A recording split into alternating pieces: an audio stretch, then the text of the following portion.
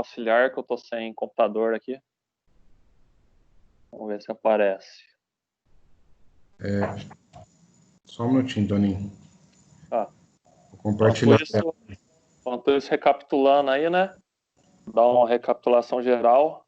No primeiro estudo, a gente teve uma introdução ali, né? A gente viu que o Apocalipse foi escrito por João, mas foi uma revelação direta, uma revelação dada diretamente por Jesus. E aí, no capítulo 2 capítulo 3, a gente viu as 7 igrejas. A gente viu que, além das igrejas existirem fisicamente na época, elas tinham uma aplicação, as cartas das igrejas tinham uma aplicação profética muito grande, que elas se estendiam desde a época de Jesus até o fim dos tempos, até a volta dele, né? A gente viu também que a gente está na última igreja, que é a igreja de Laodiceia. E aí, no estudo passado, no capítulo 4, o Rodney explicou muito bem que tem uma visão cerimonial ali do trono de Deus, o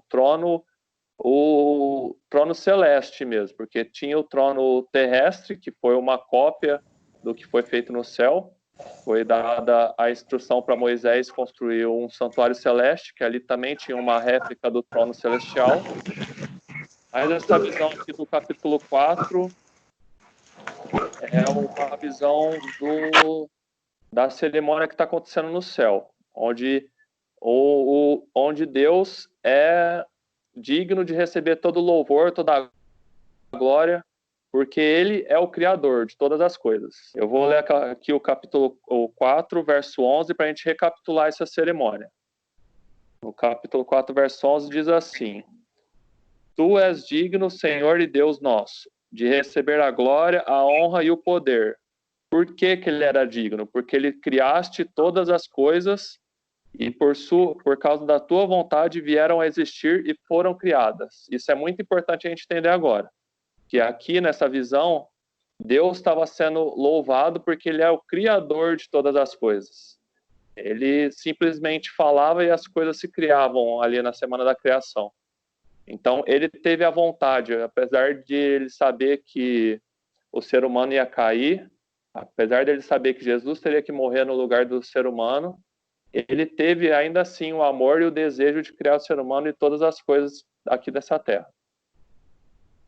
Então, aqui no capítulo 5, a gente vai ter uma continuação dessa visão. Eu vou até demorar um pouco mais nesse capítulo hoje, antes de entrar nos selos, porque esse capítulo é simplesmente fenomenal. Para mim, ele é fantástico. Ali ele tem todo o evangelho da salvação, ele está condensado aqui nessa mensagem do capítulo 5. Então, vamos começar lendo aqui no verso 1 mesmo. Vou começar na ordem aqui que eu estou vendo. Cauê, você pode ler para a gente o capítulo 5, verso 1?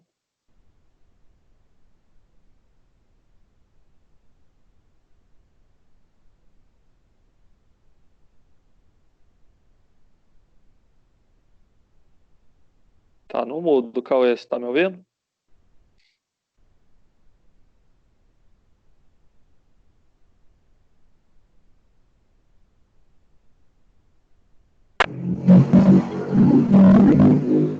Toninho, tá valendo. Pessoal, boa noite, viu? Cheguei, estou aqui. Boa noite, Edivaldo. Boa noite, Edivaldo. Boa noite. Acabamos de começar aqui. Beleza. Você não consegue... Apocalipse 5:1, né? Isso.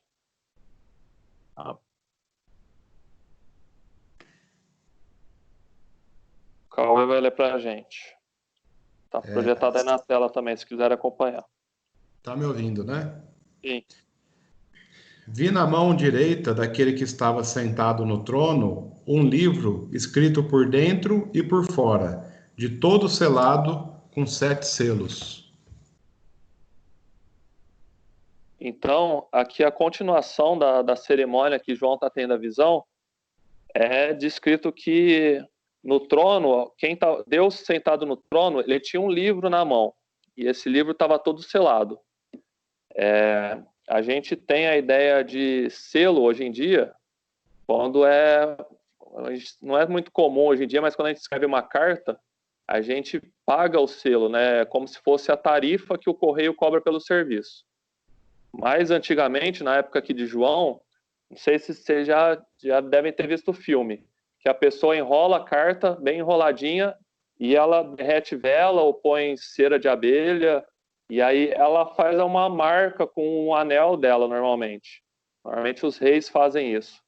E aí eles dão a missão para uma pessoa entregar a mensagem para outra. E eles muitas vezes dizem assim: você tem que entregar essa mensagem para essa mensagem não pode ser violada, somente o destinatário precisa conhecer essa mensagem, e você inclusive vai ser punido de morte se esse selo for rompido antes de chegar na mão dessa pessoa. Esse é o contexto do selo aqui na Bíblia, na época de João.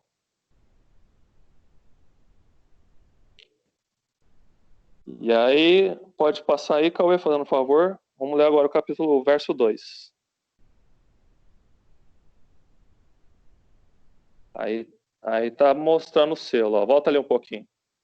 Esse aí é a visão que João teve do livro com selos. Ele tá bem enroladinho e ele tá amarrado e selado. E ninguém consegue ler a mensagem desse livro se não romper os selos. Então a gente vai ver agora o que vai acontecer no verso 2.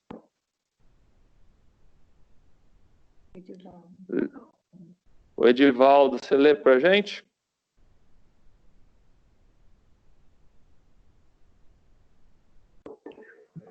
Vi também um anjo forte que proclamava em grande voz: quem é digno de abrir o livro e de lhe desatar os selos? Então, como eu disse, esse livro estava selado e ele não podia ser lido, mas ele continha uma mensagem muito importante que precisava ser revelada. Só que tinha um problema.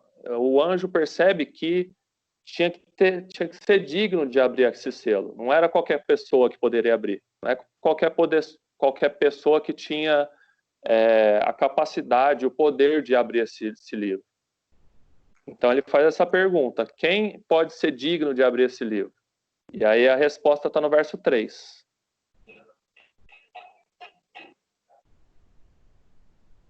Se vocês quiserem ir comentando aí, já está aberto os comentários à vontade.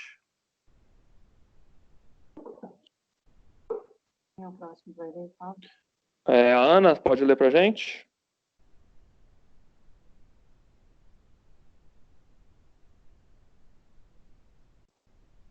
Oi, leio sim, gente. Sou eu, né? Eu escutei a Ana, foi eu? Isso, é você. Apocalipse 5, verso 3 e 4. Tá. Ora, nem no céu, nem sobre a terra, nem debaixo da terra, ninguém podia abrir o livro, nem mesmo olhar para ele. E eu chorava muito, porque ninguém foi achado digno de abrir o livro, nem mesmo de olhar para ele. Apocalipse 5, 3 a 4. Isso. Então, João ali, ele chorava muito, porque ele percebeu que ninguém podia abrir esse selo, ninguém, assim, na face da terra, né? Nem sobre a terra, nem no céu, nem debaixo da terra, ninguém tinha o poder de, ao menos tocar, olhar no livro, né? Tão indigno que é a pessoa, que são os seres humanos, né? Então, ninguém foi encontrado justo entre os seres humanos de poder abrir esses selos. E João conta que ele estava triste por isso, né? Ele chorava muito. Só complementando, né, Toninho? E entre os anjos também, né? Entre todos os seres criados, ninguém era digno, que o próprio anjo falou, né? Quem é digno de abrir esse livro, né? Exatamente. Nem no céu, nem na terra, né? Nem mesmo os anjos, com seus poderes, podem abrir esse livro. E aí, agora a Mel pode ler o verso 5?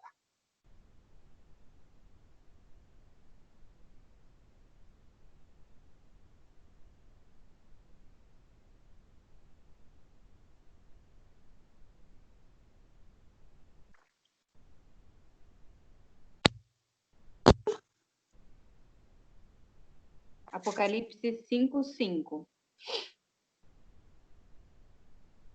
Estão me ouvindo? Agora sim.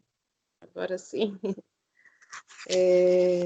Todavia, um dos anciões me disse: Não chores, eis que o leão da tribo de Judá, a raiz de Davi, venceu para abrir o livro e os seus 7 selos.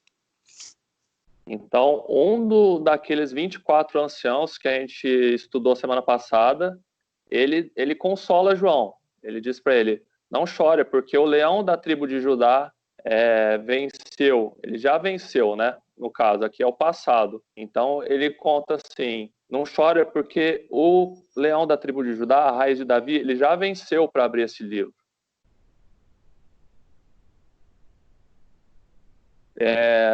Importante também que vocês lembram que eu falei no primeiro estudo que essa forma literária que João usa de ouvir e depois ver, ele é repetido algumas vezes no Apocalipse. Então aqui ele ouve a resposta, um consolo, né, de um dos anciãos, de um dos 24 anciãos. Fala para ele não chorar porque o leão da tribo de Judá já venceu. E aí, agora, no verso 6, ele vai ver quem que é esse leão da tribo de Judá.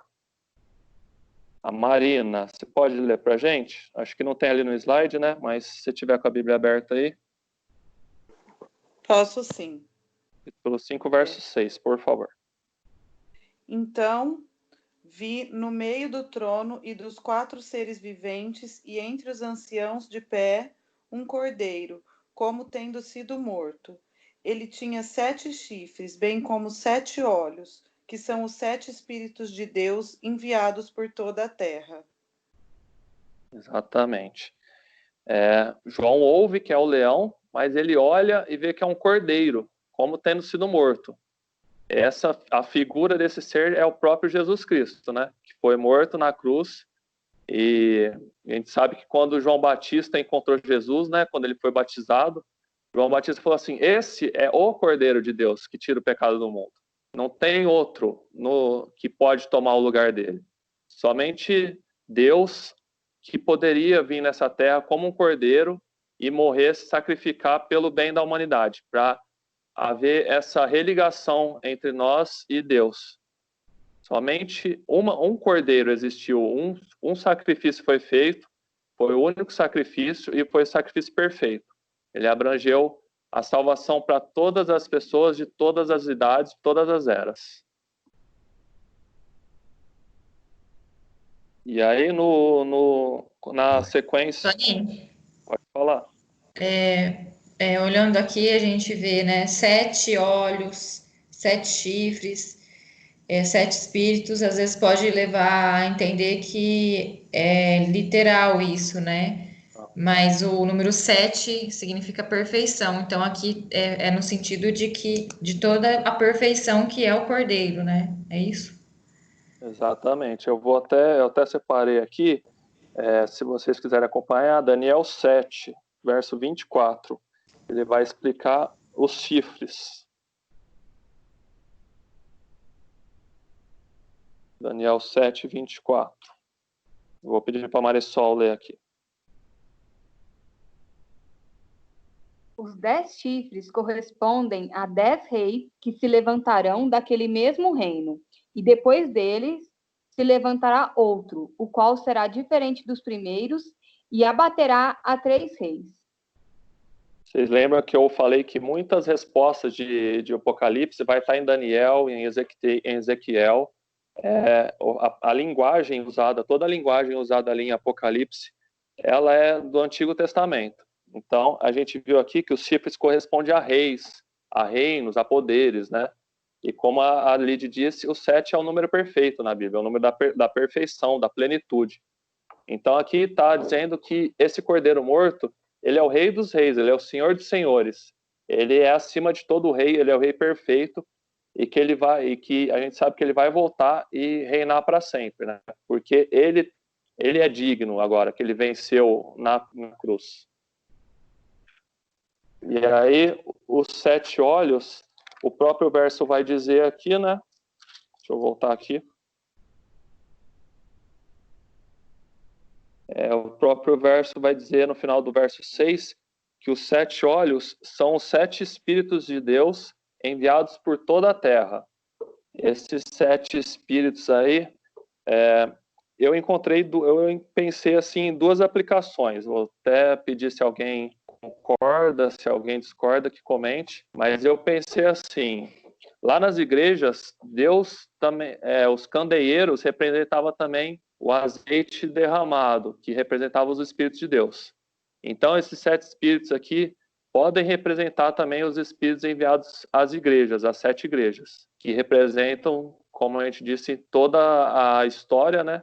Então, é o contexto que o Espírito Santo está atuando durante toda a eternidade e mais fortemente desde que Jesus morreu na cruz até o dia da sua volta. O Espírito de Deus nunca deixou de habitar nessa terra, apesar das pessoas muitas vezes endurecer seu coração para sua vontade, não se prontificarem assim a ouvirem a voz do Espírito, ele nunca deixou de atuar nessa igreja, nessa terra. Amém, Toninho. Não, é isso aí mesmo, né? É os 7 espíritos de Deus. Os 7 espíritos significa o Espírito Santo, né? Ou seja, o Espírito perfeito. Uhum. Entenda assim também.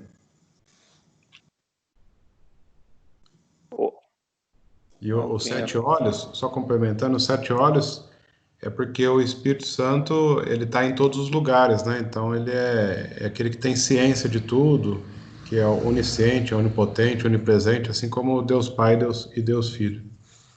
Exatamente. Então, da mesma forma que os 7 chifres é a plenitude, né? Os 7 espíritos, 7 olhos, representa a perfeição do Espírito Santo e da intercessão, né? Pode falar, Roger. Então, a questão do 7 cai sempre na mesma ideia, que é o que vocês falaram aí. Então, na verdade, os 7 espíritos se vocês lembrarem bem, no santuário tinha um candelabro com 7 também, com sete lâmpadas, velas acesas lá, né? Ou seja, era para mostrar a plenitude da presença total de Deus, entendeu?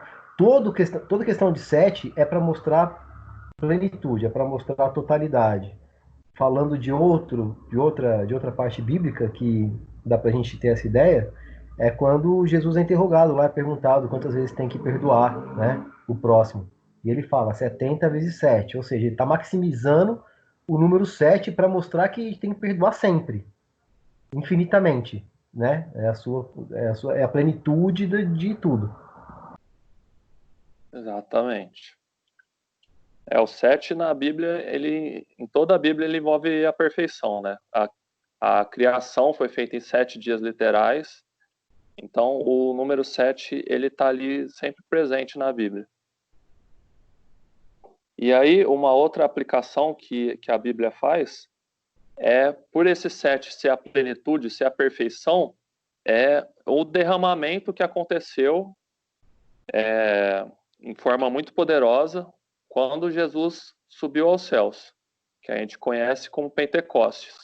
Ali os discípulos, os apóstolos, né, eles começaram a falar em línguas que as pessoas falavam com o propósito de pregar o evangelho.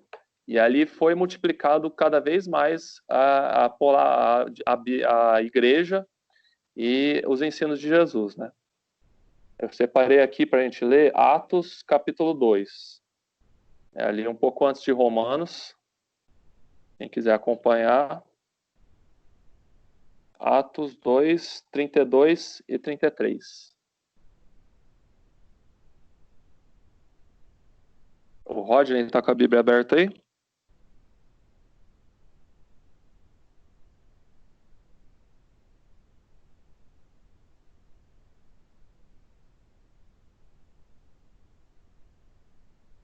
Posso ler? Pode. 32 e 33. Deus ressuscitou a este Jesus, do que todos nós somos testemunhas. De sorte que, exaltado pela destra de Deus, e tendo recebido do Pai a promessa do Espírito Santo, derramou isto que vós agora vedes e ouves. Então, Jesus fez essa promessa, né, que ele iria para junto com o Pai, mas ele enviaria o Consolador, né, que é o Espírito Santo. Então, quando Jesus ressuscita e sobe para os céus, o sacrifício dele, o plano da salvação é aceito por todo o universo. E aí o Espírito, ele é digno de enviar o Espírito Santo para a Terra. E aí acontece esse derramamento do Espírito no dia do Pentecostes, onde o Evangelho ali foi pregado, e a partir desse momento muitos se converteram. A gente, seguindo aí no verso 37, ele diz que em uma pregação 3.000 pessoas foram convertidas, pelo poder que o Espírito Santo estava agindo na sua plenitude, né? Os 7 olhos, o Espírito Santo estava agindo em forma perfeita, no superpoder, digamos assim.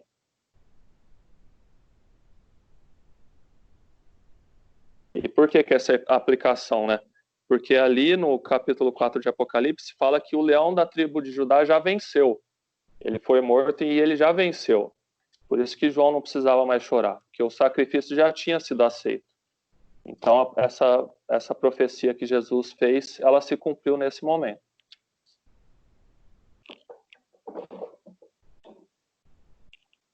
Seguindo aqui, a gente pode ler o verso 8, do 7 ao 9, né? Pode ser. A Jana pode ler para a gente? Voltando lá em Apocalipse 5, versos 7, 8 e 9. Tá, posso ler sim. Então o cordeiro veio receber o livro da mão direita daquele que está sentado no trono.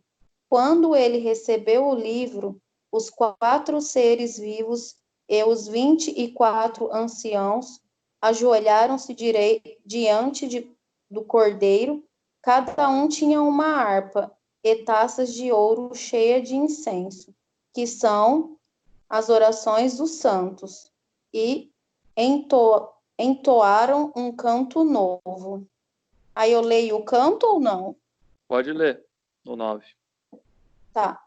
Tu és digno de receber o livro e abrir os selos, porque foste imolado e com teu sangue adquiriste para Deus homens de toda a tribo, língua, povo e nação. Isso.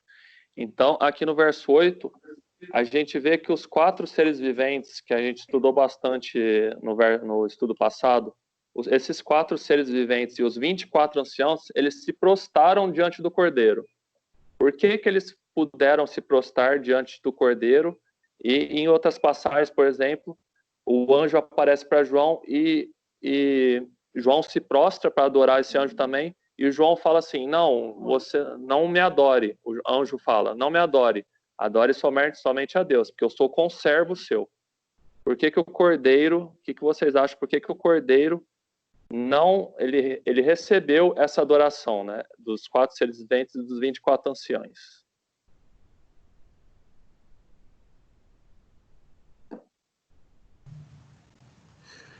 Antônio, interessante isso aí, né? Porque o Cordeiro, ele aceitou ser adorado, enquanto o anjo, como você citou aí, né, não aceitou ser adorado, né? Você vê que nem mesmo um anjo do Senhor, que é um ser perfeito, aceita adoração. Sabe que a adoração é devida somente a Deus, né? E tem muitos homens aí querendo ser adorados hoje em dia. E encaixa bem com o estudo dos 10 mandamentos que a gente viu, né, ali no primeiro mandamento, porque somente Deus é o único, né, é o único Deus criador e redentor. Ô, Toninho, outro ponto que eu acho interessante aqui também desses versos é que João estava muito angustiado, porque ele sabia que o livro tinha um conteúdo muito importante, precisava ser aberto, e no meio dos seres criados ninguém podia abrir, ele se desesperou. Mas então Jesus, nós estamos falando aqui que João estava escrevendo isso no ano 95, 96, talvez 98, por volta aí, né? Depois de Jesus. Então, em torno de 60 anos depois que Jesus venceu na cruz o pecado, venceu Satanás, e por aquele ato ficou revelado que Jesus era digno, né?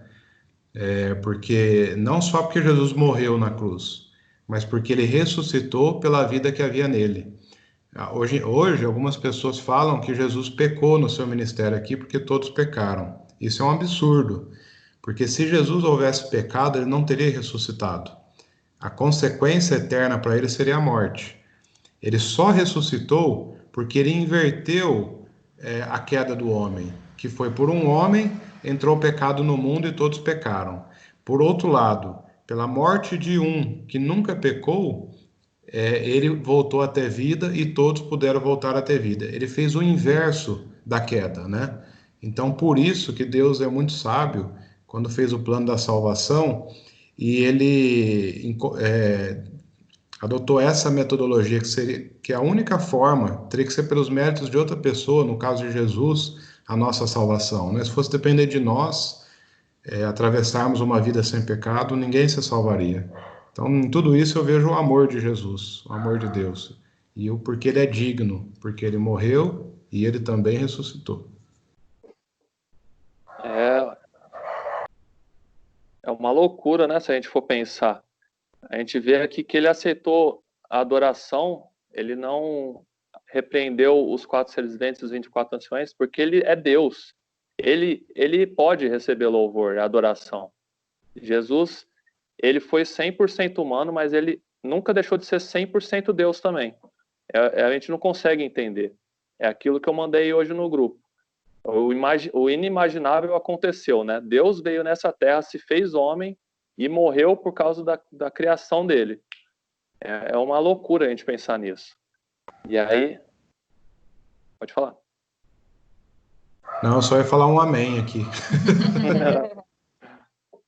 E é por isso que eles entoam esse canto, né? Esse louvor. Que ele é digno de tomar o livro e de abrir os selos. Esses selos que estavam envolvendo o livro, eles não puderam ser abertos por ninguém, por nenhuma criatura, nem no céu, nem na terra. Mas ele, por ser Deus, ele pode abrir esses selos, ele pode receber a adoração.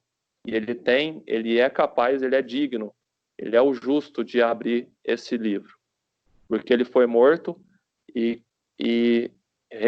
recomprou a humanidade para Deus, né? E aí, por causa disso, por ele ser Deus e por ele ter morrido em favor da humanidade, ele vai abrir esses selos. Então, a gente vai ver a abertura do primeiro selo no capítulo 6, verso 1 e 2.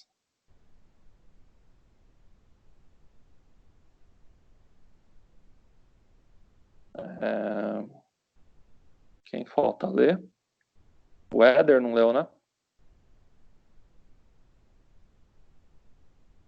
Qual que é o texto? Apocalipse?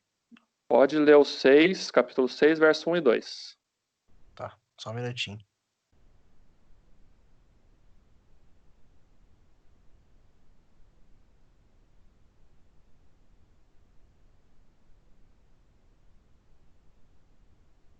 Minha Bíblia é digital, né? Já viu, então tem hora que trava aqui a Se você Bíblia. quiser ler na tela também, só tá o 2, mas não tem importância, não. Apocalipse 6, 1 e 2, né? Pronto, achei aqui. E havendo o cordeiro aberto em um dos selos, olhei e ouvi um dos 4 animais que dizia em voz de trovão: Vem e vê. E olhei, e eis um cavalo branco, e o que estava sentado sobre ele tinha um arco, e foi-lhe dado uma coroa, e saiu vitorioso e para vencer.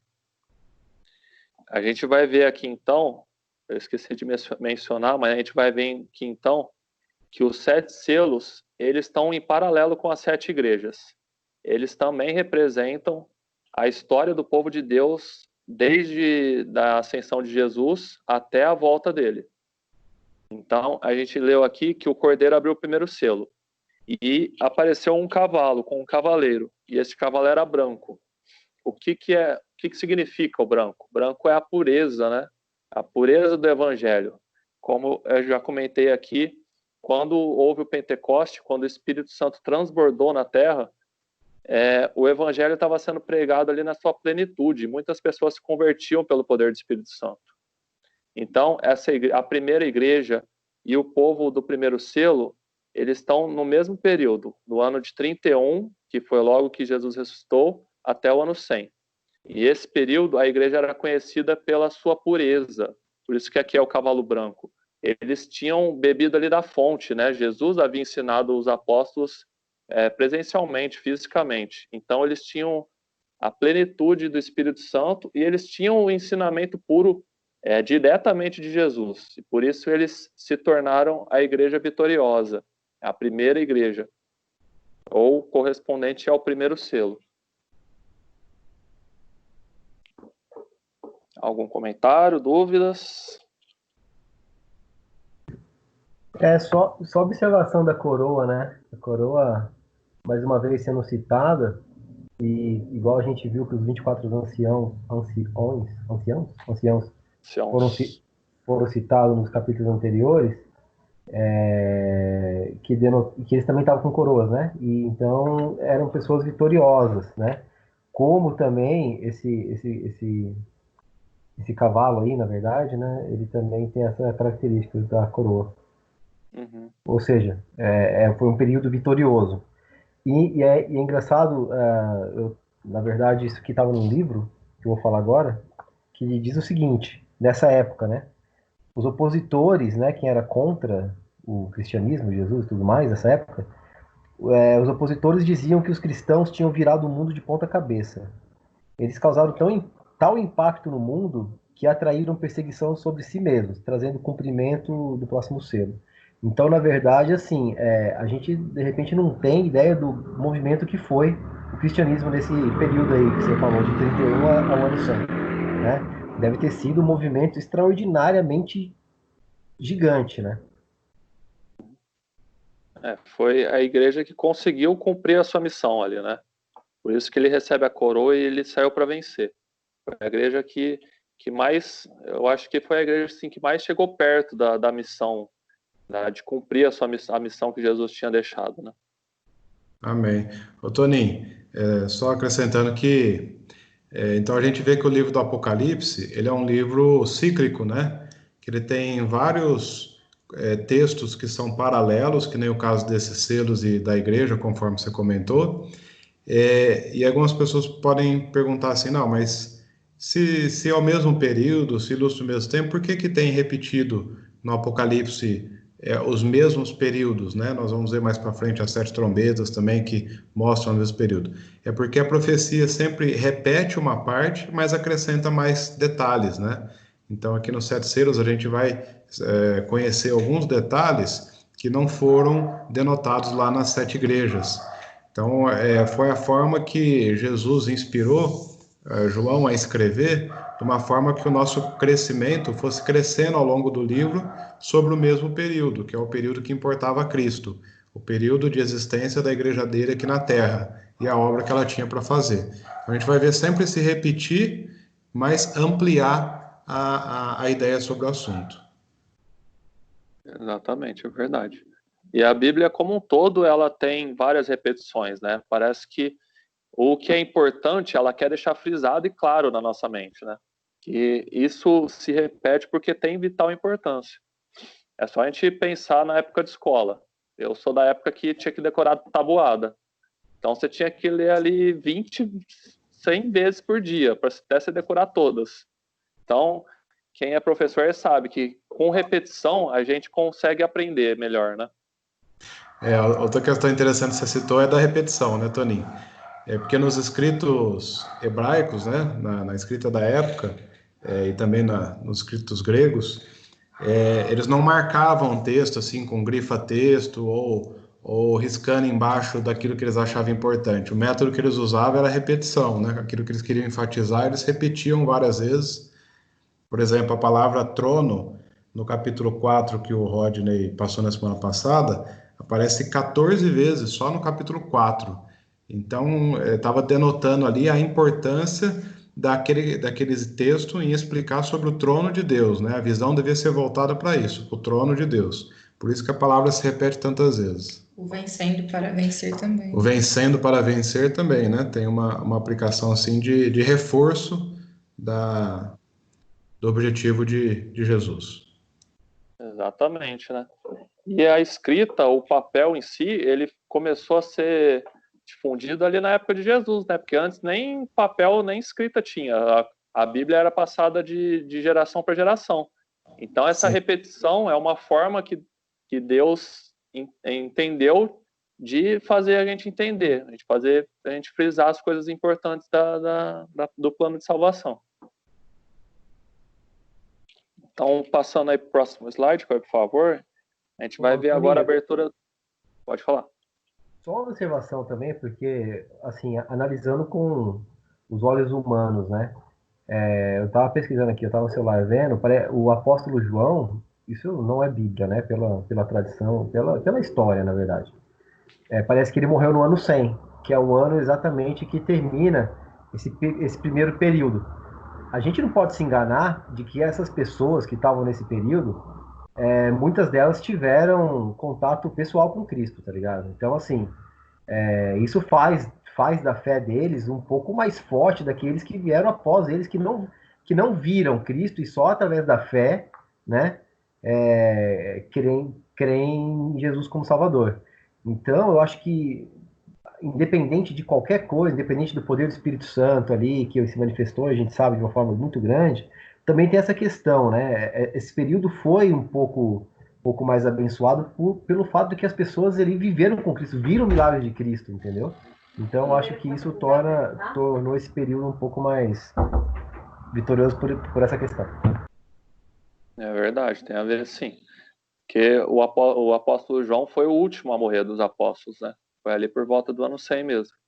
Então, depois, até esse período, como eu disse, as pessoas eram ensinadas porque eles aprenderam direto da fonte, né? Direto de Jesus. Mas aí, depois do ano 100, com a morte de João, a gente vai ver o que aconteceu com a igreja. Na abertura aqui do segundo selo. A Gil, né? Que chama? Não sei o nome dela. Pode ler pra gente? Juliane.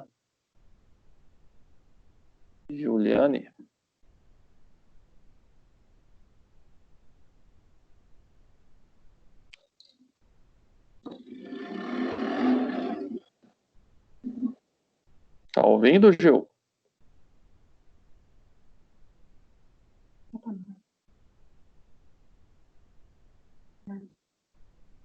Acho que eu não tô ouvindo aqui. A Norma, você pode ler pra gente, Norma? Capítulo 6, verso 4. Leio. 6, verso 4? 6, verso 4. E saiu outro cavalo vermelho, e ao seu cavaleiro foi-lhe dado tirar a paz da terra para que os homens se matassem uns aos outros. Também lhe foi dada uma grande espada. Nossa, que triste. Pesado, né?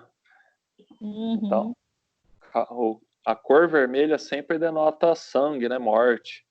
Então, a partir desse momento, na história da igreja, começou a acontecer muita perseguição, né? O povo, ele começou a desviar da verdade que Jesus tinha deixado, os apóstolos tinham deixado. E começou a haver discórdia, né? Apesar do cavaleiro não matar, ter a espada, mas não é ele que mata, ele dá poder, ele atribui a que homens matem uns aos outros. Então, a igreja começou a ter conflitos de tradições, de doutrinas. A igreja começou a se dividir, porque alguns queriam seguir alguma coisa e outros não queriam seguir a verdade de Jesus. Aí na próximo slide, pode falar. Antônio, eu fiquei com dúvida aqui. Você comentou aí, então isso aqui se refere a algo que já aconteceu? Sim, representa o período da igreja do ano 100 ao ano 313. É o mesmo paralelo da segunda igreja. A igreja de Esmirna, né, Norma? Que era a igreja que a gente falou que foi a igreja perseguida, né? Que foi fortemente. Até que eu contei a história do Policarpo, não sei se você lembra. Ah, lembro sim. Entendi. Obrigada. Cauê, passa o próximo slide, fazendo um favor. Pode passar. Não é esse que tem as datas ainda. Mas a gente compara, né, com essa segunda igreja e a gente vê que começou a perseguição ali na Idade Média ali. Era o início da Idade Média, né? E aí acontece a abertura do terceiro selo, avançando aí no período da Igreja Cristã. Ô, Toninho, Pode falar. só falar uma coisa. Esse segundo período aí, do segundo selo, vai do ano 100 ao ano 313. 313, ele vem Constantino ali, que vai começar o próximo período. Vem Constantino e ele faz aquele acordo de paz para parar de perseguir cristãos, certo? Poucos anos depois, em 325, ali 12 anos depois, só para a gente ter uma ideia de como que foi a perseguição aos cristãos, né? Poucos anos depois teve um concílio e os delegados cristãos que foram ali participar desse concílio, todos eles estavam mutilados. Ou seja, para ver de que forma que foi essa perseguição contra os cristãos na época antes de Constantino, né? Sim, é verdade. Tem até algumas datas no slide, a gente vai ler no próximo slide. A Lid pode ler para a gente o verso do capítulo 6, versos 5 e 6, abertura do terceiro selo? Posso sim. Quando abriu o terceiro selo, ouvi o terceiro ser vivente dizendo: Vem. Então vi e eis um cavalo preto e o seu cavaleiro com uma balança na mão. E ouvi uma como que voz no meio dos 4 seres viventes dizendo: Uma medida de trigo por 1 denário, 3 medidas de cevada por 1 denário, e não danifiques o azeite e o vinho. Se o branco simboliza a pureza do evangelho, né, o preto é o oposto. Então, como o Rodney disse, a perseguição nesse período ela iria cessar, mas a igreja que se levantou nessa época, ela era completamente ela estava completamente desviada do que ensinava a palavra de Deus. Então, a gente tem nesse período de 313 a 538 uma corrupção da fé. E aí, passa no próximo slide, por favor, Cauê. Aí tem as datas do que o Rodney comentou. No ano de 313, teve esse edito de Milão, que determinou o fim da perseguição cristã, mas a igreja começou a adotar doutrinas e tradições próprias, que não estavam de acordo com a palavra de Deus. E aí, somente em 321, a gente vê o primeiro decreto de adoração ao domingo, né? Mudando o dia de guarda do sábado para o domingo. Muita gente fala assim, Jesus morreu e ressuscitou no domingo, então o novo dia de guarda é o domingo. A gente vê que isso só foi uma ideia de alguém no ano de 320, bem depois que João morreu, 220 anos aproximadamente depois que João morreu, que homens começaram a inventar essas tradições. E não tem respaldo bíblico. O dia de adoração, o dia de guarda nunca foi mudado do sábado para domingo. Foi uma criação humana isso. Em 364 tem o Concílio de Laodiceia, onde é promulgado o dever de todos os cristãos da época guardarem o domingo.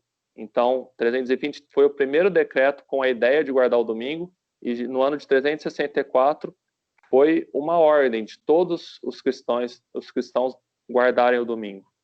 Em 370 começaram a cultuar santos, indo contra os mandamentos que a gente já estudou, de não criar imagens de escultura e não adorar outros deuses, por volta ali do ano 370. No ano 400 começaram a fazer oração pelos mortos. A gente sabe pela Bíblia que os mortos não sabem coisa alguma, os mortos não pensam, não dão louvor, eles simplesmente aguardam a volta e a ressurreição no dia do juízo final. Então, começou também no ano de 530 a ideia de purgatório, a ideia de que a pessoa teria que pagar pelos seus pecados de alguma forma, e se ela fosse perdida, ela iria sofrer eternamente no inferno. Para ela não ter que sofrer eternamente no inferno, ela teria que passar pelo purgatório e pagar por todos os seus pecados, para aí assim ela poder ser salva. Isso também não é bíblico. O sacrifício de Jesus ele é aceito pela fé, e a gente é salvo pela fé e pela fé somente. Então, essa ideia de purgatório também não é bíblica. Então, a gente vê que o cavalo preto simboliza o total distanciamento da palavra de Deus. Apesar da perseguição ter cessado, a igreja se desviou completamente dos ensinos da palavra de Deus. Ô, Toninho, Sim. também aqui que fala uma medida de trigo por 1 denário, né? É aquilo que a igreja fazia, a venda de indulgências, né? Você tinha que pagar para ser perdoado, para ser salvo, Uhum. uma troca, né? É verdade. E aqui fala também que, apesar dessa discrepância dos ensinos bíblicos com os ensinos da igreja naquele momento, não foi permitido danificar o azeite e o vinho. O azeite simboliza na Bíblia o Espírito Santo, e o vinho simboliza a salvação de Jesus. Quando Jesus fez a Santa Ceia ali, ele disse: esse vinho é o sangue derramado por vós. Aí ele institui a Santa Ceia, que é seguida até hoje, essa celebração. Então, como eu disse, o Espírito Santo nunca deixou de agir no povo de Deus, no povo que quis estar aberto para ouvir a vontade do Espírito Santo. Apesar de toda essa corrupção, toda essa igreja de forma ordenada não está seguindo a palavra de Deus, o povo remanescente ainda sobrava nessa terra, e o Espírito Santo, aqui simbolizado pelo azeite, ainda trabalhava com esse povo remanescente. Só uma dúvida, esses decretos foram todos pelo bispo, na época, pela católica? Eu não sei dizer se já tinha a figura do bispo, acredito que sim, né? Mas ali... Eram na verdade, quando fala Edito de Milão, tem os nomes de Laodiceia, que você falou o que era isso? Eram reuniões que eram feitas, tá? Eram concílios que eram feitos, e cada localidade tinha um representante, certo? Cada localidade tinha um bispo, que era um representante. Isso. Então, esses representantes se reuniam para determinar como que a igreja cristã haveria de se comportar. E é nessas reuniões que se decidiam essas questões que o Toninho está falando, decreto de adoração ao domingo, e etc e tal. Então, quem decidiam eram os líderes de cada região da igreja cristã. É interessante citar que, por exemplo, eu não sou católico romano, mas, assim, por nomenclatura, eu sou um católico apostólico, porque católico, a palavra católico, ele quer dizer totalidade, universalidade, é um todo, o mundo inteiro. E o apostólico é aqueles que seguem os ensinamentos de Cristo e seus apóstolos. Então, eu sou um católico apostólico. O problema é quando começou o Império Romano tomar conta da igreja, que é esse período que a gente vai, inclusive, entrar agora, entendeu? Quando ela se torna... as perseguições, né? Exatamente. Quando ela se torna romana, aí que vem o problema. Porque Roma era pagão. Roma, quando a gente fala pagão, o paganismo é uma religião. Religião que adora deuses, que adora planetas, astros, etc e tal. E quando você mistura isso, esse paganismo com o cristianismo, dá nessas determinações aí que estão nessas datas, entendeu? Então, esse é o maior problema. Eu não sei se vocês sabem, acho que foi citado aqui, se não me engano, em algum momento, mas isso é uma coisa que quando eu fiquei sabendo, eu fiquei um pouco chocado, cara. Assim, um panteão, quando fala panteão romano, o panteão era uma igreja do paganismo. Como tem as catedrais, né, tem os panteões, que eram igrejas dos pagãos. E nos panteões ficavam as imagens lá, as estátuas que eles adoravam. Hoje, se você for no Vaticano, lá na Catedral lá de São Pedro, se não me engano, na Basílica de São Pedro, tem lá a estátua de Pedro, certo? Essa estátua, na verdade, que hoje representa Pedro, lá dentro do Vaticano, é a mesma estátua que foi retirada do panteão romano, que era o deus Júpiter. Então, enquanto o fiel católico vai no Vaticano para conhecer e tudo mais, e para poder reverenciar a imagem de Pedro, na verdade ele está reverenciando Júpiter. Isso é muito louco.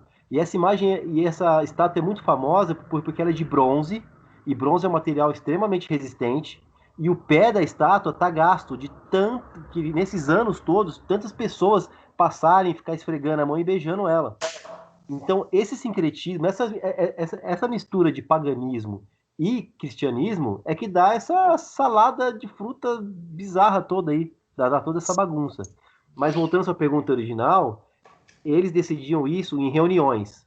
Como nesse período misturou o paganismo com o cristianismo, muitos bispos vinham do paganismo, então vinham com a cultura dos pagãos. E aí começou a misturar as crenças, e aí deu no que deu.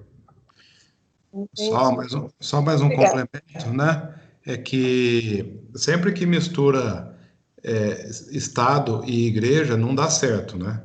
Por exemplo, na época de Jesus, era o poder romano que estava tomando conta, inclusive nessa época aqui de 500 e pouco, ainda era o poder romano. E logo ele vai perder a sua força e logo ele vai perder o seu poder, né? Mas o que eu queria ressaltar é o seguinte, que nesse momento da igreja ali de Pérgamo, né, que é a terceira igreja, ou aqui no período do terceiro selo, quem mandava na igreja eram os, oh meu Deus, fugiu o nome, os imperadores. Então, oi? Césares? Os Césares, né, os imperadores. Então, eles mandavam na igreja, eles instituíam na igreja os líderes que eles queriam. Por isso que quando as reuniões religiosas aconteciam, saíam decisões antibíblicas, porque não eram decididas reuniões por cristãos verdadeiros, mas por aqueles que o imperador, no caso Constantino, naquela época, por aqueles representantes que ele indicava para a igreja. Só que ele era um pagão, entre aspas, convertido ao cristianismo. Então ele colocava pessoas do paganismo para estar à frente da religião.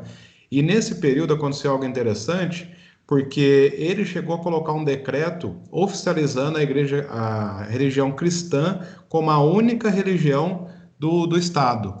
Porém, não era a religião cristã conforme Jesus ensinou, era a religião cristã com as alterações que ele fez, mesclando cristianismo e paganismo.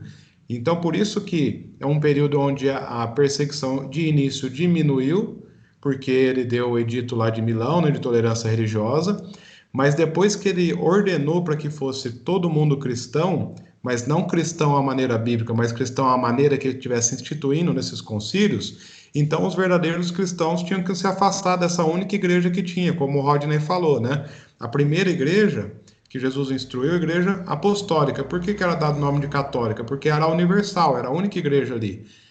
Mas quando Constantino, os imperadores, começaram a tomar conta das igrejas, é onde aconteceu o problema, como o Rodney falou, né? Passou a ser romana. Então, mais para frente um pouquinho desse período, nós vamos ver que inverte. O imperador perde a força e é dado todo o poder civil e religioso para uma pessoa religiosa. E também bagunça gera perseguição do mesmo jeito. É verdade. E esse contexto, é só você ver nesse contexto de adoração ao domingo. Isso aí é história, é só a gente pesquisar no Google. A gente vê que é justamente esse contexto da política, do poder, né, se juntando com a igreja. Então a gente vê nessas reuniões ali, nesse ano por volta de 320, que os imperadores tiveram a ideia: vamos ser politicamente corretos, como eles dizem. Vamos ter o dia de guarda, que vai ser o domingo, porque a gente vai continuar adorando o Deus Sol no nosso dia, essa adoração pagã, mas a gente traz os cristãos para adorarem no domingo também. E aí a gente consegue unir todos, a gente consegue ser politicamente correto e consegue ter o maior voto popular, assim, né, digamos assim. Então, esse conceito de adoração ao domingo é claramente um ato dessa junção de política e religião. Sim, e na época também o domingo ele se tornou até feriado, né? Todos os domingos eram feriados. Então, E foi um ato político tremendo de Constantino, porque ele porque ele porque ele trouxe, ele conseguiu unir todo o império, ele ficou muito mais forte. Então ele conseguiu arrecadar mais impostos, porque ali não tinha mais pessoas perseguidas. Aqueles perseguidos agora estão inclusos na sociedade e vão ser cidadãos romanos. Com isso ele vai conseguir coletar impostos de uma forma decente, porque se o cara está fugindo, como é que ele vai pagar imposto? Como é que ele vai... Enfim, tem todas umas questões políticas que foi esse o interesse de Constantino, entendeu? Mas ele quis fazer o quê? E ele sabia que tinha que trazer a religião para o lado dele. Só que ele não queria abandonar dele também. Então, fazer essa mistura, aí dá esse cambalacho. Exatamente. Seguindo aí na história, no nosso estudo histórico aqui, a gente tem a abertura do quarto selo. É a Jocasta agora. Eu quero que leia, fazendo favor. Capítulo 6, verso 8. Está quietinha, Jocasta? Tudo bem? Não fez nenhuma pergunta? Porque nem tá me assustando. Só observando, né? Observando. Olhei e diante de mim estava um cavalo amarelo. Seu cavalheiro chamava-se Morte. Ah lá, tinha que ter, né? E o aço seguia de perto. Foi-lhes dado poder sobre um quarto da terra para matar pela espada, pela fome, por pragas e por meio dos animais selvagens da terra. Essa cor aí amarelo não é aquele amarelo radiante, né? Aquele amarelo vibrante, é mais uma cor pálida assim. Então, essa junção da igreja com o Estado trouxe uma igreja sem cor, uma igreja vazia, que não estava fundamentada na palavra de Deus, né? E esse cavaleiro é a morte. Então, a gente vê que a impureza espiritual do terceiro selo e da terceira igreja, ela trouxe uma morte espiritual, porque as pessoas não conheciam, nem conheciam direito o plano da salvação, nem conheciam a morte de Cristo, porque a igreja ela começou a não seguir mais a Bíblia, né? Ela foi influenciada pelo Estado. E aí ela deixou de seguir as verdades bíblicas que foram ensinadas. E interessante aqui também que, mais uma vez, a morte não afeta a terra na sua plenitude. Ela afeta a quarta parte, ela afeta alguns habitantes da terra. Então, como eu sempre digo, o povo remanescente de Deus sempre existiu. Durante a história, sempre teve um povo remanescente que seguia as verdades bíblicas. Eu não sei se é nessa época, ou acho que o Rodney conhece, o ano certinho, a história dos valdenses, né, que eles preferiram morrer do que negar a fé na palavra de Deus, a fé na Bíblia. Eles faziam barbaridade, eles eram perseguidos, mas eles guardavam pedaços da Bíblia, porque a Bíblia começou a ser perseguida também, mas muitas vezes eles morriam antes de negar a Jesus. Eles preferiam morrer do que negar o seu Salvador. Então, em toda a história da humanidade, sempre teve um povo remanescente. Desde lá de Abel desde Caim, quer dizer, né? Caim matou Abel. Então, desde Abel, o povo remanescente existe na história da humanidade. E sempre vai existir. Pode passar aí, por favor, Cauê. Aí tem mais algumas datas que a igreja perdeu, né, o embasamento bíblico. Então a gente tem aí que em 998 eles instituíram o Dia dos Mortos. Então começou a ser motivo de celebração, né? Celebrar os mortos. Não só oravam pelos mortos, mas eles celebravam como se os mortos tivessem influenciando alguma coisa que acontecesse aqui na Terra. Como se eles pudessem interceder pela humanidade. E a gente viu lá no capítulo 5 que somente um foi digno de interceder em favor do homem, né? Aí tem mais algumas datas. 1184 foi instituída a Inquisição, né? A Inquisição à Igreja. Aí, em 1190, começou a venda de indulgências, que a Lide já comentou, que a igreja começou a vender o perdão. As pessoas a vender a salvação. Se você pecasse, você poderia ir lá e pagar uma taxa para a igreja e você recebia o seu perdão. Você podia, inclusive, fazer pré-pago. Você falava, semana que vem eu vou pecar, então eu já vou comprar uma indulgência para já estar pago esse pecado. Pagava dos mortos também. Pagava de pessoas mortas, pessoas que não podiam pagar. Olha o absurdo que chegou, né? Sendo que não precisava nada disso. Bastava a pessoa aceitar o plano da salvação, aceitar Jesus Cristo, que a sua salvação estava garantida.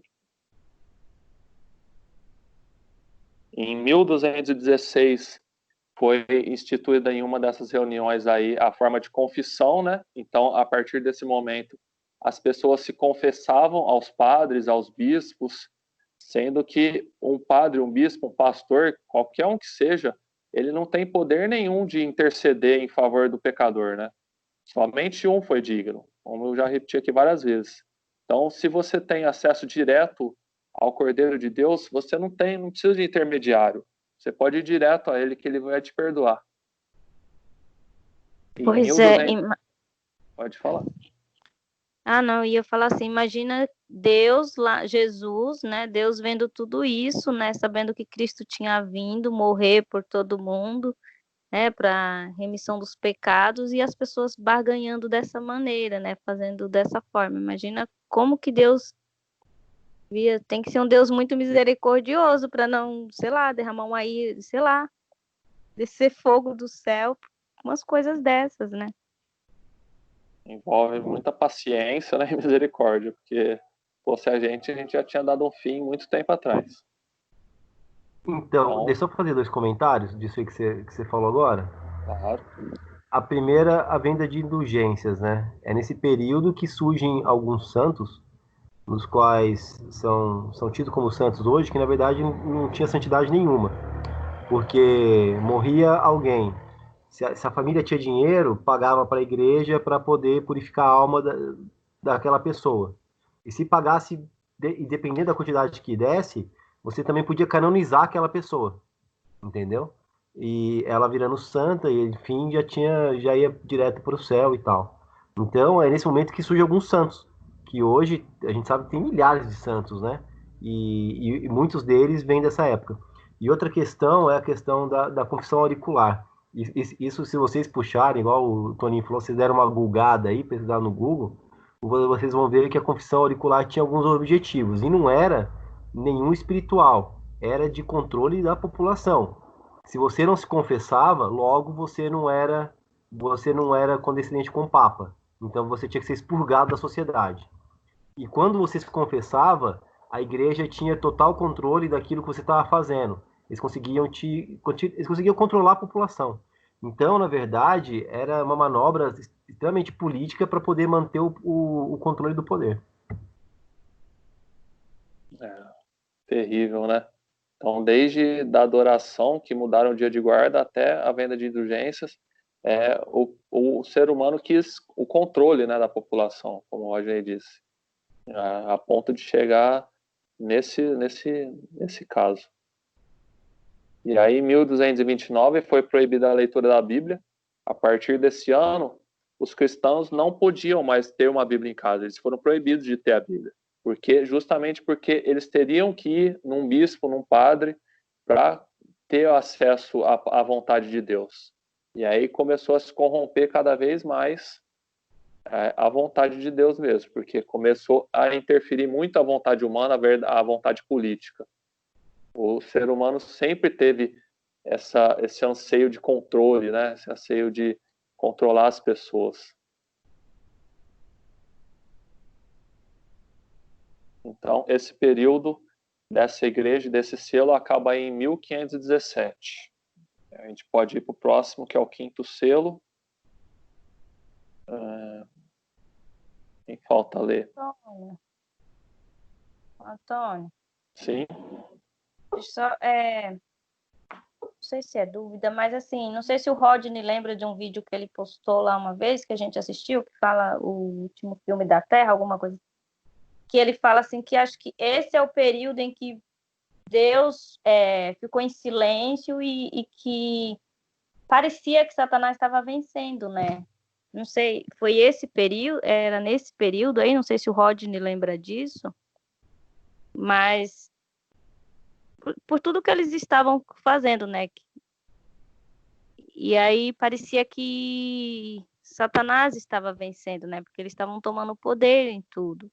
Mas foi um período em que Deus ficou em silêncio. Não sei se você lembra. Você lembra disso, Rodney? Sim. O último filme da Terra, eu tô tentando lembrar o vídeo aqui, que é esse aí que tá falando. Que ele fala do santuário e vai até como. Ah, sim, sim, E ele sim, fala sim, sim, desse sim. período aí, que foi nesse período Aquele que, sermão, né? na história, que Né? parece que Deus ficou em silêncio, assim, né? E aí depois foram Isso. surgindo, né? Que aí surgiu o Martinho Lutero, aí foram surgindo. Nesse período aí que começa em 313, que é da supremacia papal, o que que acontece? É, é conhecido na história, na verdade, se você tirar a Bíblia e colocar a história, como os anos de trevas. Por quê? Porque a supremacia papal foi uma coisa tão sufocante que eles emburreceram as pessoas. Quando a gente fala ali que a Bíblia foi proibida, não foi só a Bíblia, qualquer tipo de literatura era proibido. Conforme vai passando os anos, as pessoas vão deixando de aprender a ler. E os anos foram passando, na época de Lutero, a maioria da população era analfabeta, por exemplo. Tanto é que Lutero, pelos jornalistas, por exemplo, é considerado um patrono, porque o que ele fez? Ele tornou público, ele quis popularizar de novo o quê? A leitura, entendeu? E na época também surgiu Gutenberg com as impressoras tal, e daí os dois juntos fizeram um grande movimento para ensinar as pessoas a lerem novamente, tá? Então, assim, eu estou falando da leitura, mas nesse período a supremacia papal sufocava tipo, a sua fé. Você não podia ter uma fé se não fosse aquela que a Igreja Romana queria que você tivesse. Tudo era controlado por Roma. Nós, hoje, na verdade, primeiro que nós vivemos uma vida totalmente ocidental. Se a gente for para um país do Oriente Médio, por exemplo, ou viver aquela realidade, você vai ver que é um outro mundo, tá? Se nós vivêssemos na época de Roma, lá nessa época que teve de mil anos de escuridão, nós veríamos o poder que eles tinham. As pessoas não podiam nada, literalmente nada, entendeu? Por isso que, de repente, você está citando isso, Norma, que Deus se silenciou e tal, né? Mas a questão é que o poder era muito grande, era muito grande. Hoje eu não consigo ver, humanamente falando, alguém derrotando os Estados Unidos militarmente. Roma era muito maior do que os Estados Unidos na época, muito maior, muito maior. Então a gente sabe que esse período foi extremamente complicado para os cristãos, de fato. Nesse período, sim, que tem os valdenses, tem os huguenotes, tem vários outros grupos de resistência que tentaram manter a palavra guardada. E é por esse motivo que a Bíblia é fantástica. Porque mesmo com todas essas perseguições, e não parou por aí, continuou depois também, a Bíblia, ela não deixou de existir. E é legal porque a Bíblia já falava de uma certa forma desse período também. Por isso que a Bíblia é fantástica. Uhum. Entendi. Obrigada.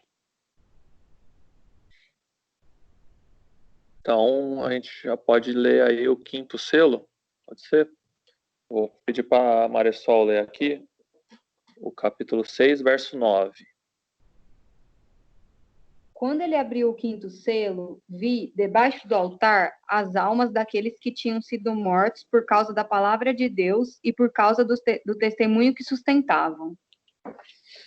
Teve uma vez que meu pai me mandou esse verso aí e falou assim, tá vendo como os mortos, eles escutam, eles estão no céu, eles clamam pelo testemunho? Eu falei assim, então o céu deve ser bem apertadinho, né, para as almas caberem todas embaixo do altar. Então, logicamente que essa passagem aqui é simbólica, né? Ela é da mesma forma que os cavalos, os cavaleiros, eles usam uma linguagem simbólica. Aqui ele também João usa uma linguagem simbólica, que as almas estão clamando no altar, por causa dos testemunhos, né? Então, aqui está dizendo que, apesar de toda essa perseguição do quarto e do quinto selo, Deus, apesar de alguns momentos estar em silêncio, mas Deus está registrando tudo isso, e Deus, ele não abandonou essa terra. A gente pode ler lá no verso 10, que diz assim: clamaram em grande voz, dizendo: até quando, ó soberano Senhor, santo e verdadeiro, não julgas, nem vingas o nosso sangue dos que habitam sobre a terra? Então, aqui é o símbolo, né, que os mártires, as pessoas que foram perseguidas e que morreram por causa do evangelho, elas esperam justiça, né? Apesar dos que já morreram não souberem coisa alguma, eles ainda aguardam a justiça do grande dia da salvação, né? O grande dia da volta de Jesus e da ressurreição. Então, Ô, Toninho, essa é uma figura de linguagem, né? Porque, como você disse, né? Eles, na verdade, os mortos nada clamam, mas o testemunho que eles deixaram de dar a vida pela palavra e pela fé verdadeira em Cristo, até os dias de hoje estão ecoando, né? Você vê que coisa impressionante? Então é esse eco do testemunho deles, né, que representa esse dizer, né, que eles clamam: até quando, Senhor? Isso tem a ver com o que a Norma comentou, né? Naquele tempo parecia-se que Deus estava em silêncio, porque de 538 até 1798, até 1798, que foi a supremacia papal, né? Parecia que ninguém ia dar conta daquele poder que estava agindo ensoberbecidamente, fazia o que queria, e talvez as pessoas perguntassem assim: onde está Deus, né? E aí vem o dito, não? Depois de um período tão longo assim de muita dificuldade para os cristãos, até quando, né? Então o testemunho deles grita, né?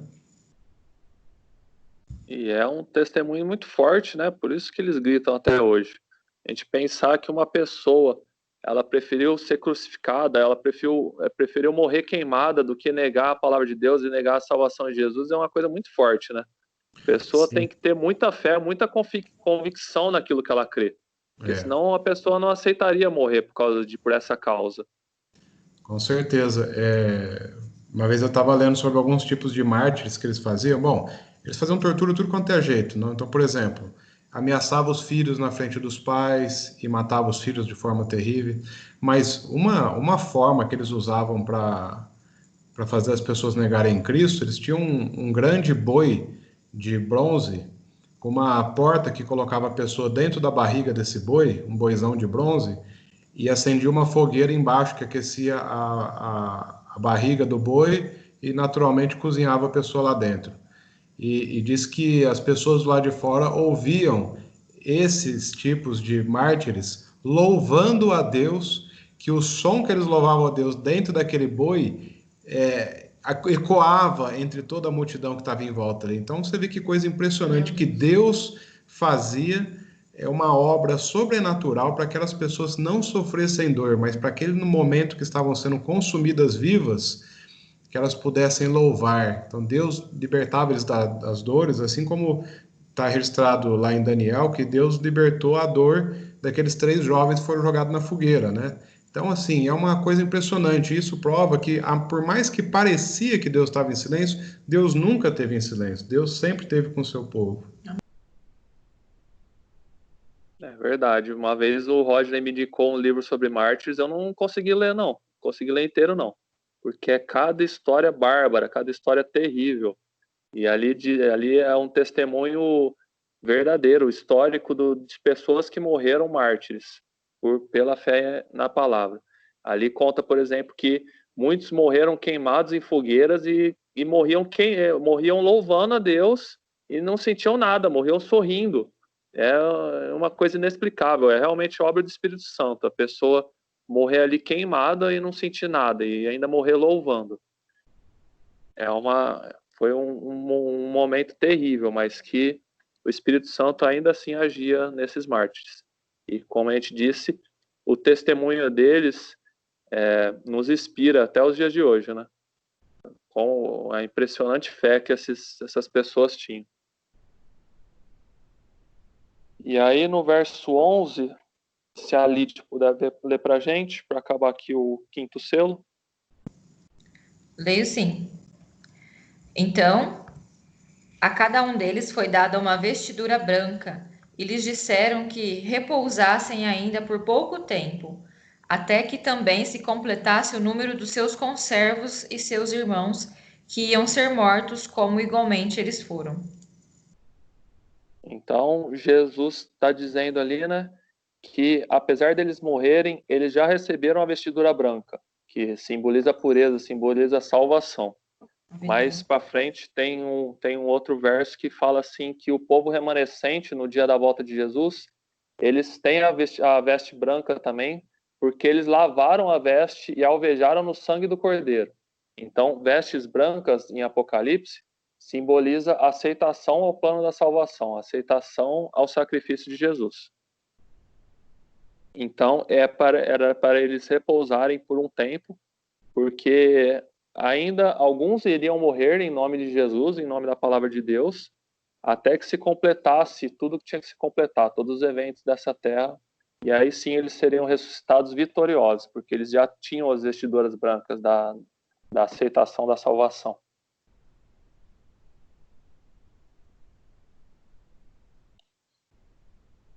E aí, esse período...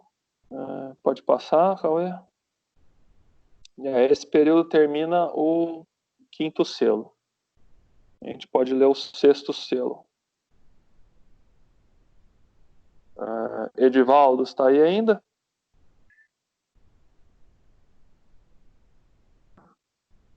Oi, tô sim, a Marta vai ler. Então pode ler para a gente, Marta, por favor. Capítulo 6, verso 12 e 13.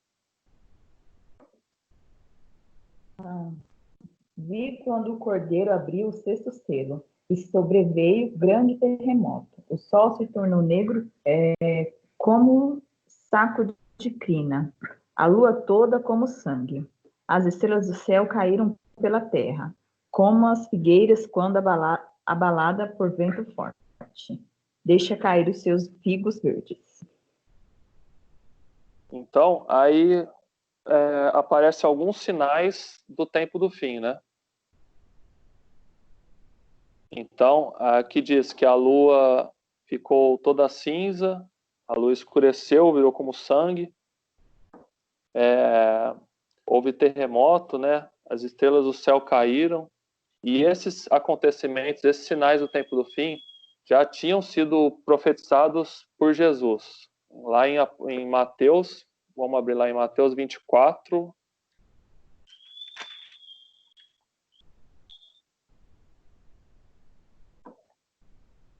É o verso 29.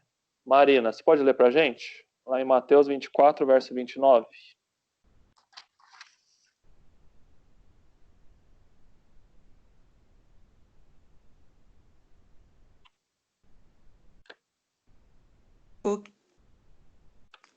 Estou abrindo aqui 24. Mateus 24. 29. Logo em seguida, a tribulação daqueles dias, o sol escurecerá, a lua não dará sua claridade, as estrelas cairão do firmamento, e os poderes do céu serão abalados. Então, É isso? Isso, exatamente. Então, a gente lê aqui que Jesus já tinha profetizado esses eventos, esses sinais do tempo do fim, né? E ele diz aqui que esses eventos ocorreriam em seguida à tribulação daqueles dias, né? É tudo que a gente já explicou, da perseguição da igreja, dos mártires. Então, a gente comprova aqui que os selos estão se cumprindo na história.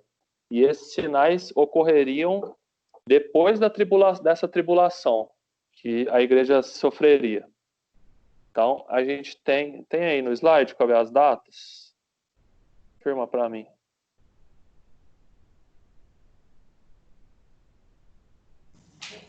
Ô, Toninho, no slide eu acho que não tem, mas eu tenho anotado aqui, eu já vou passar já. Fala aí pra gente. Fala. Todos esses sinais que a gente leu aqui em Mateus e Apocalipse já se cumpriram na história, depois dessa tribulação que a igreja sofreu.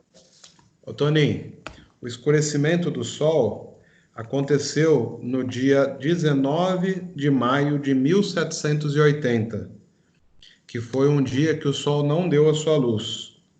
Era meio-dia e já estava escuro. Na verdade, ele apareceu, né, o dia raiou, mas ao meio-dia o sol ficou escuro e não deu mais a sua luz naquele dia. A queda das estrelas, como foi chamado também de chuva de estrelas, aconteceu em 13 de novembro de 1833. Foi uma grande chuva de meteoros, né? Isso. E o dia que a lua se escureceu, acho que a Lid tem anotado aqui na Bíblia dela, peraí. Tô tentando achar. Só essas duas datas. Essa eu não tenho aqui, mas eu sei que aconteceu nesse intervalo entre 1833 a 1798. Beleza. O dia que a lua se tornou cor de sangue, né? Depois eu vou passar no grupo, então, as datas certinhas, que eu também deixei de anotar aqui. Mas são eventos comprovados histórica e cientificamente. Esses eventos aconteceram e aconteceram depois desse período de tribulação. E esses eventos são sinais de Deus do tempo do fim. Se a gente lê lá no capítulo 14, a gente vai ver que é o começo da volta de Jesus. O Luiz Fernando está aí ainda? Tô sim. Você pode ler para a gente o verso 14? Mateus 24, 14? Não. Apocalipse 6, verso 14. Vamos voltar lá para Apocalipse. Tá, 14. 6, 14. O céu se enrolou, feito folha de pergaminho. As montanhas todas e as ilhas foram arrancadas do lugar. E aqui já é o sinal da volta de Jesus, né? Momentos antes de Jesus voltar. Então, se já aconteceu todos esses sinais do tempo do fim, e ainda falta acontecer esse verso 14 aí, é justamente o período que a gente está agora, concordam? Entre o verso 13 e o 14 ali do sexto selo, é o momento que a gente está atualmente na história. Amém. Os sinais já aconteceram. O que falta mesmo é a volta de Jesus, que o céu vai se enrolar com o pergaminho e a gente vai ver ele nas nuvens do céu. É o que falta acontecer. Ô, Toninho, sim. Você falou que vai mandar até as datas e tal, né? Eu vou tentar achar, cara, algumas... Porque, assim, é interessante ver o que aconteceu na época de verdade. Tem alguns artigos, alguns relatos da época desses eventos e relatando alguns detalhes. Por exemplo, o dia que o sol escureceu, tá? Os relatos que tem disso foi na costa leste norte-americana. Costa leste norte-americana, onde tem os relatos. Um dos relatos diz o seguinte, que ao meio-dia o sol sumiu e que a escuridão era tanta que nem a vela iluminava. Então, assim, não foi uma escuridão normal, não foi um evento normal, foi um evento extremamente sobrenatural. É importante citar isso porque tem muitos céticos que vão dizer que não, foi eclipse, entendeu? Foi um eclipse total que escureceu e logo voltou ao normal. Não, que não voltou ao normal, ficou um período grande, inclusive, tipo, nesse escuro. Exatamente. Né? Não foi um eclipse normal, foi conhecido como dia escuro mesmo. Tem vídeo no YouTube, se a gente pesquisar, a gente encontra lá. Procura o dia escuro no YouTube que você vai encontrar esses relatos aí de vídeos que eu já vi. Dark Day. Duas coisas que eu lembro era isso, tanto da pessoa falar que acendia a vela e mesmo assim não clareava, quanto tem um relato também que falava que a escuridão era tão densa que parecia que dava para pegar ela. Nossa, cara, é um negócio que a gente não tem nem como comparar Sim. com algo, né? Então foi um negócio gigantesco. Né? E assim, e isso é tão louco porque cronologicamente isso faz muito sentido, cara. Ter acontecido isso nesse período, né? Que tem totalmente a ver com essa abertura o quinto selo, se não me engano, né? É o quinto ou sexto? Sexto. É o sexto, porque o próximo é a volta de Cristo, tá certo. Não, beleza. Exatamente. Então, tá? A gente comprova que os selos, eles se abriram conforme o desenrolar da história, né? Por isso que a gente faz esse paralelo com as 7 igrejas. Os mesmos períodos que a gente conta nos selos, a gente conta lá nas igrejas. E aí, a Jana, pode ler para a gente o verso 16 e 17? O que acontece depois que o céu se enrolou com o pergaminho?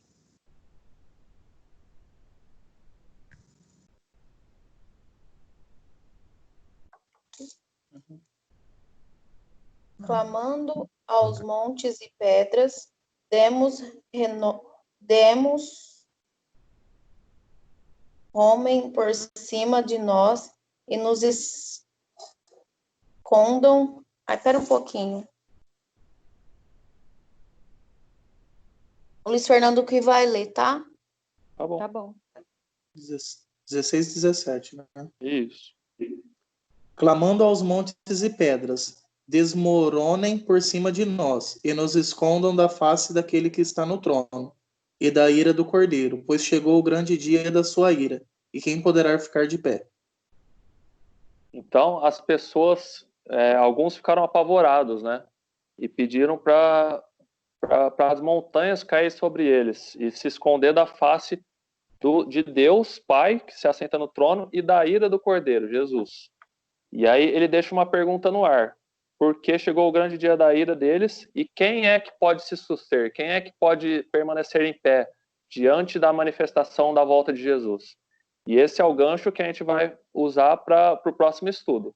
No próximo estudo a gente vai estudar só sobre o capítulo 7. Que a gente vai entender quem é, se tem alguém que pode estar de pé na volta de Jesus. Se tem alguém que não vai pedir a morte, não vai pedir para as montanhas cair sobre si. Se tem alguém que vai receber Jesus de braços abertos. A gente vai ver, deixa o gancho aí, a pitadinha, para a gente ver no estudo da semana que vem. Então, a gente vai pular o 7 aí, que é o estudo da semana que vem, vai contar essa história, e aí a gente pode ir lá para o capítulo 8, verso 1, que vai falar a abertura do 7º selo. Rodney, lê para a gente.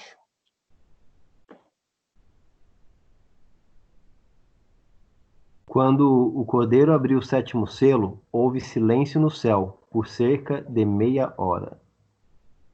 Então, quando o cordeiro abre, quando Jesus volta, ele abre o 7º selo, tem silêncio no céu por meia hora. Por que acontece esse silêncio no céu? A gente vai ver uma continha nos próximos slides. Passa aí pra gente, foi. A gente já aprendeu que em profecia, um dia equivale a um ano, né? De acordo ali com Números 14:34. Um dia equivale a um ano. Então, se a gente fazer a continha aí é lógica, né? A gente usar a matemática. Se 24 horas são 12 meses, 12 horas são 6 meses, 6 horas são 3 meses, dividindo aí metade, né? E aí dividindo por 3, 6 horas são 3 meses, 2 horas são 1 mês, 1 hora são 2 semanas e 30 minutos é 1 semana. Então, o céu vai estar em silêncio durante cerca de 1 semana, porque ali nos evangelhos Jesus diz que quando ele voltar, todos os anjos virão com ele. Então, por isso que tem silêncio no céu, porque na volta de Jesus, além dele e do Pai, todos os anjos virá com eles.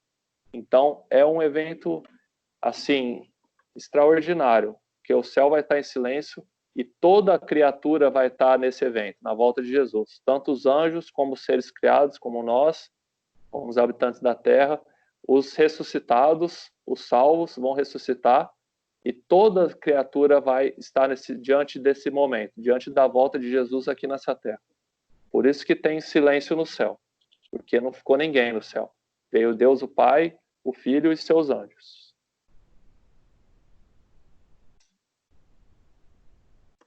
Amém. Alguma pergunta, comentário?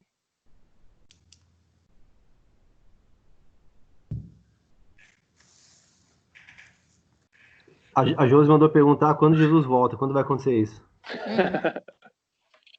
tudo indica que, tipo assim, semana que vem, Então, os sinais, né? Mas não sabemos. Ninguém sabe o dia e a hora, né? A Bíblia é bem clara. Só que, como a gente viu aí, a gente está no fim do 6º selo ali, né? Só falta a abertura do 7º mesmo. Então, Jeová dos fica exércitos. questionamento aí, né? Tudo que tinha para acontecer, gente, já aconteceu. O que vai acontecer agora vai ser só assim, final do final mesmo. É só o... Assim, a gente não tem como saber, né? Pode demorar 10 anos, pode demorar 100 anos, mas o que tinha para se cumprir já se cumpriu, né? Só falta realmente abrir o 7º selo. Então, Tony, interessante que nas 7 igrejas, né, nós estamos na última. Ou seja, na última igreja, no último período do cristianismo.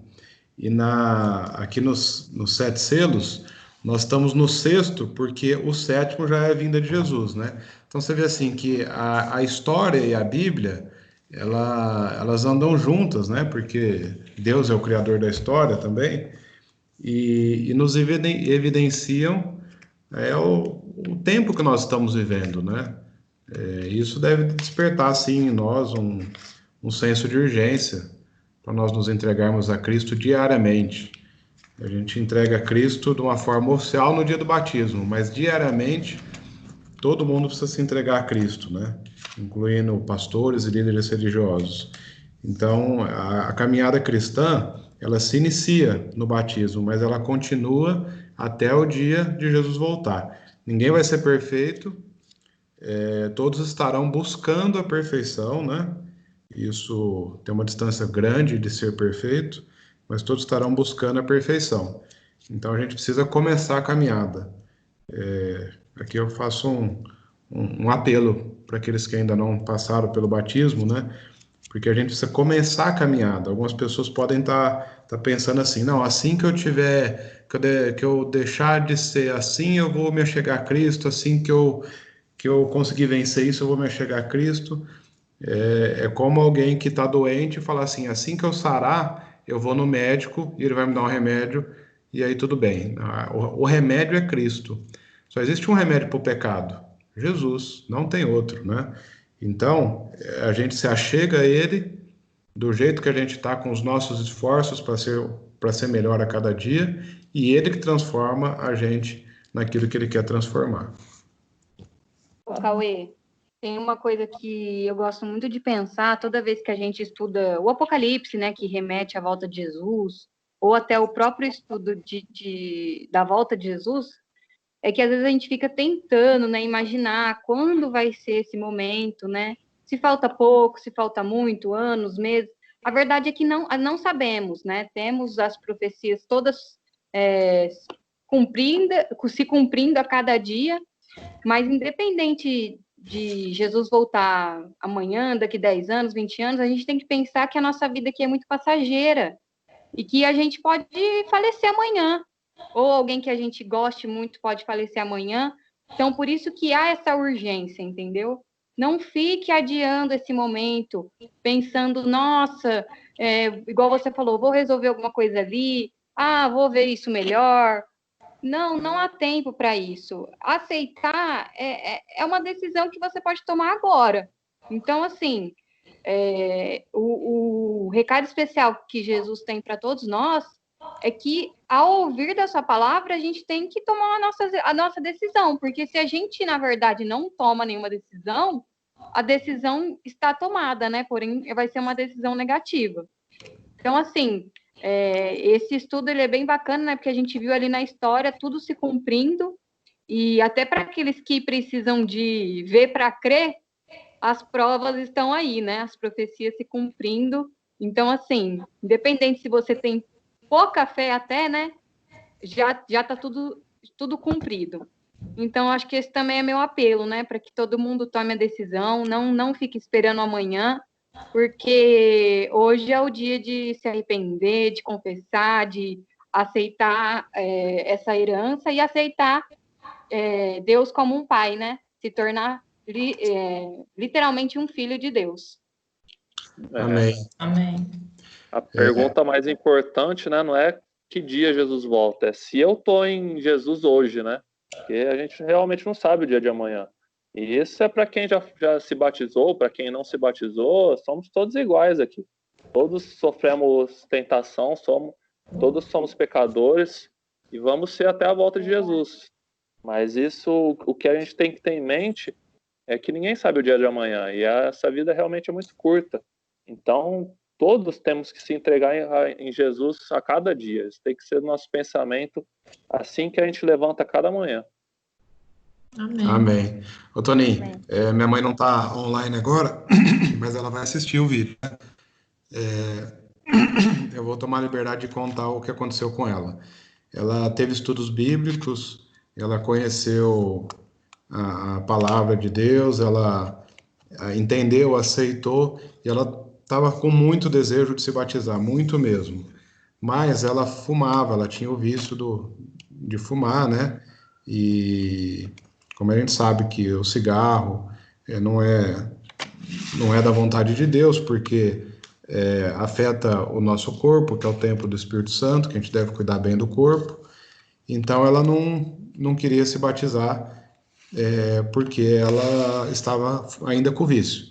E eu lembro que ela ficava ensaiando assim, sabe? Não, eu já diminuí 3 cigarros por dia, eu vou parando assim devagarinho, e nessa ela não teve êxito. Aí um dia nós conversando a respeito, né? Eu e ela, eu falei assim, mãe, tudo aquilo que tiver em primeiro lugar na sua vida vai ser o Deus a quem você está adorando. Então, se você não está batizando por causa que você fuma, significa que o cigarro é um Deus na sua vida maior do que o Deus criador dos céus e da terra, que te sustentou, que te criou, e que está te dando a oportunidade de você ter a salvação pelos méritos de Cristo. Então, chama o pecado pelo nome, não alivia, o cigarro é do diabo mesmo, tem que chamar o pecado pelo nome e tem que largar, eu falei para ela, né? E confia em Deus, porque Deus não é assim, ó. Ah, Deus vai te preparar e aí você vai se sentir forte e vai largar. Não, Deus não é assim. Deus quer mostrar para o ser humano o quanto que o ser humano é fraco e o quanto que o ser humano precisa dele. Então é ao contrário. Então a gente tem que colocar o pé na água e confiar que Jesus vai enrijecer a água para o nosso pé não afundar, como o Pedro fez, né? E depois dessa conversa ela ficou assim tocada e motivada a dar um passo de fé. E ela então parou de fumar alguns dias depois e ela parou e nunca mais voltou. E ela se batizou, realizou o sonho dela e está firme até Amém. nos caminhos do Senhor. Então, eu falo isso, sabe? Porque às vezes a gente fica acariciando um desejo que é carnal, que não tem nada a ver com os planos de Deus para nós.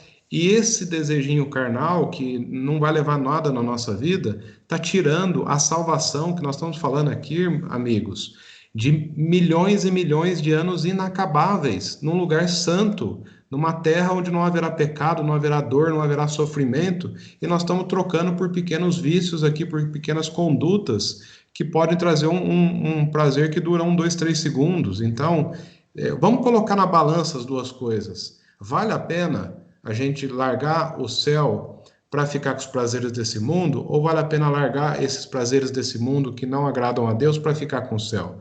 A gente tem que tomar uma decisão.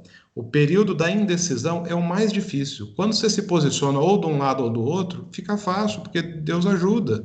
Então se posicionem.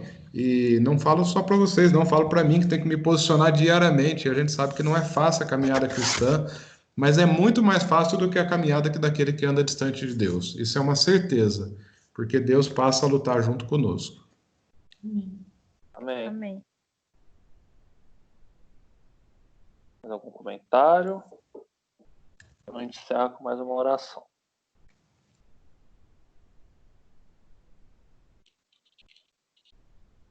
Então vamos orar então. Feche seus olhos. Querido Deus, nosso Pai, obrigado porque um dia você morreu na cruz, você se tornou digno de abrir os selos, você conseguiu executar o plano da salvação e hoje nós somos salvos por crer nessa verdade, Pai. Que a gente possa se dedicar a isso, que a gente possa aceitar a salvação a cada dia, que o Senhor nos nos permita fazer todas as coisas da sua vontade. O Senhor nos dê a fé, o Senhor nos dê a esperança da sua grandiosa vinda, que a gente possa esperar de braços abertos, que a gente possa se alegrar na sua vida, onde finalmente estaremos juntos para sempre. Amém. Esteja também com as pessoas que não puderam participar desse estudo, que eles ouçam essa verdade, que eles entendam e que eles também se preparem para o dia da sua volta. Amém. Que nos dê um sábado abençoado na sua companhia, com seus santos anjos, é o que eu te peço em nome de Jesus. Amém. Amém. Amém. Amém. Amém. Tchau, gente. Boa noite.